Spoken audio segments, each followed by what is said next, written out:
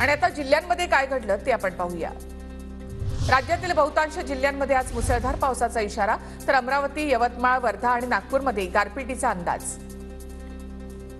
सोलापूरमध्ये अवकाळी पावसामुळे पिकांचं नुकसान, आंबा, द्राक्ष आणि फळबागा उद्ध्वस्त, नुकसान भरपाईची शेतकऱ्यांना अपेक्षा।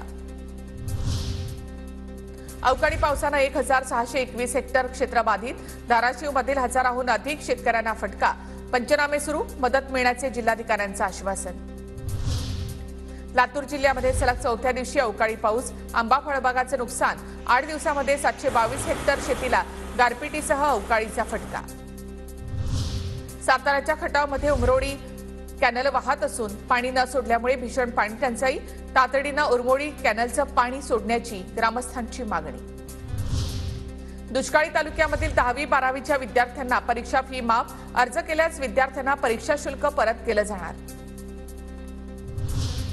चैत्र पौर्णिमेच्या निमित्तानं दख्खनचा राजा ज्योतिबाचा आज चैत्रोत्सव, ज्योतिबा डोंगरावर लाखभर भाविक दाखल, यात्रेमध्ये गर्दीचा उच्चांक होण्याची शक्यता।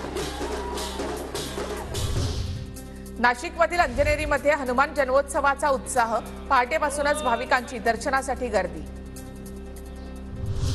गडचिरोलीच्या भामरागडमधील नारगुंडा इथे दिलीप पेदाम या नक्षलवाद्याला अटक, पेदामवर 8 गुन्हे दाखल, तर अनेक नक्षलवादी कृत्यांमध्येही सहभाग। आणि आता देश विदेशामध्ये काय घडलं तेही आपण पाहूया। एमडीए